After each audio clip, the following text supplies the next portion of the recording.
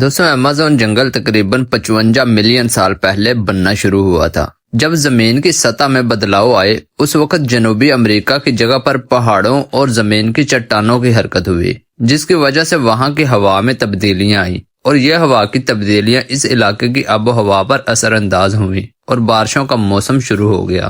اس کے نتیجے میں وہاں درختوں کا سلسلہ بننا شروع ہوا جو آہستہ آہستہ مضبوط ہوتا گیا۔ شروع میں یہ علاقہ خشک تھا، لیکن وقت کے ساتھ ساتھ یہاں کی آب و ہوا خوشگوار ہوتی گئی، جو آج کے ایمیزون جنگل کا سبب بنی۔ ایمیزون جنگل صرف ایک بڑا جنگل ہی نہیں بلکہ زمین کے ماحول کے لیے ایک بہت ہی ضروری حصہ ہے۔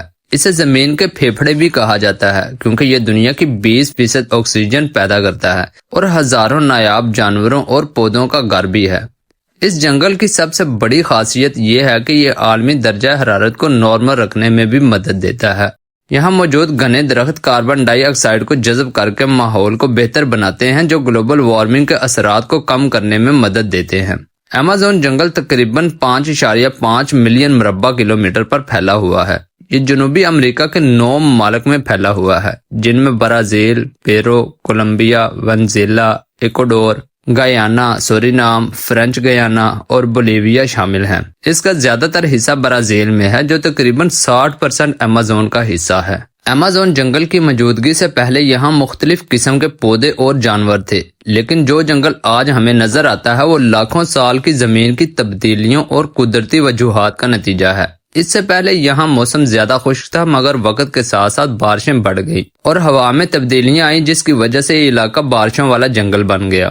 ایمیزون جنگل میں کبھی بھی ڈائناسورز کا وجود نہیں تھا، کیونکہ یہ جنگل تقریباً 55 ملین سال پہلے وجود میں آیا تھا، جبکہ ڈائناسورز تقریباً 65 سال پہلے ہی ختم ہو چکے تھے۔ لیکن ایمیزون میں پائے جانے والے بہت سے پودے اور درخت لاکھوں سالوں سے یہاں پر موجود ہیں، اور ان کی تاریخ زمین پر موجود جانداروں کی ابتدا کی کہانی بیان کرتی ہے۔ ایمیزون جنگل میں تقریباً 400 ارب سے زیادہ درخت ہیں اور 16,000 سے زیادہ مختلف قسم کے پودے پائے جاتے ہیں۔ یہاں پر تقریباً 2.5 ملین مختلف قسم کے کیڑے، 2200 پرندے اور 400 مختلف قسم کے جانور بھی رہتے ہیں۔ ایمیزون جنگل نہ صرف ماحول کے لیے بہت ضروری ہے بلکہ یہاں کے پودے اور جانور انسانوں کے لیے بھی فائدہ مند ہیں۔ یہاں کے پودے کئی قسم کی ادویات بنانے میں استعمال ہوتے ہیں، اور جنگل کا توازن دنیا بھر کی ہوا کو صاف رکھنے کے لیے بھی بہت ضروری ہے۔ ایمیزون جنگل میں کچھ ایسے پودے اور جڑی بوٹیاں ہیں جو دنیا بھر میں دوا سازی میں استعمال ہوتی ہیں اور انسانوں کے لیے بھی بہت ہی فائدہ مند ہیں۔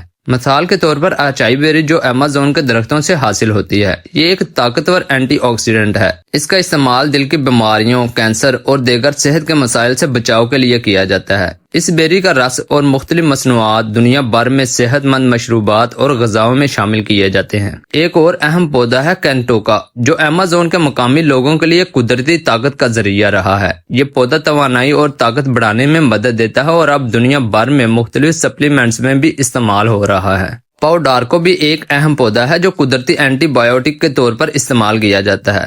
اس پودے کے چھال کا استعمال کینسر، انفیکشنز اور ذیابیطس جیسے مسائل کے لیے کیا جاتا ہے۔ اسی طرح کوپی نامی بیری بھی ایمیزون میں پائی جاتی ہے، جو طاقت بڑھانے کے لیے مشہور ہے۔ یہ بیری طاقت کی مشروبات میں عام طور پر شامل کی جاتی ہے اور دماغی حالت کو بہتر بنانے کے ساتھ ساتھ تھکاوٹ کو کم کرنے میں بھی مددگار ثابت ہوتی ہے۔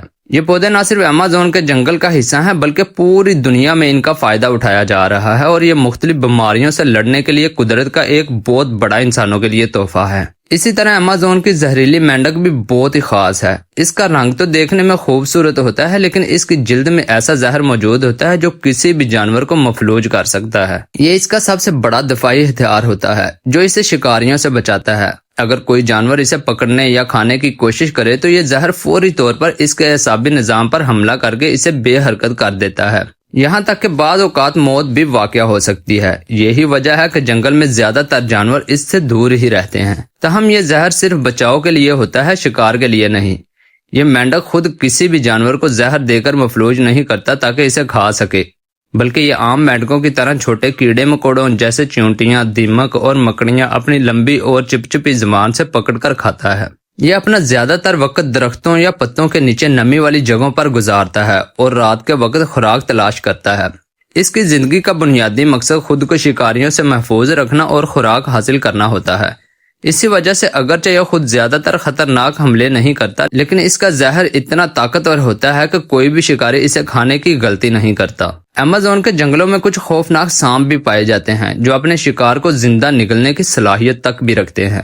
ان میں سے سب سے زیادہ مشہور ایناکونڈا ہے، جو دنیا کے سب سے بڑے سانپوں میں سے ایک ہے۔ ایناکونڈا کا جسم بہت بڑا اور لمبا ہوتا ہے اور یہ عام طور پر پانی کے قریب رہتا ہے۔ یہ اپنے شکار کو اس طرح سے جکڑ لیتا ہے کہ وہ حرکت نہیں کر پاتا، پھر اس کو دھیرے دھیرے نگل لیتا ہے۔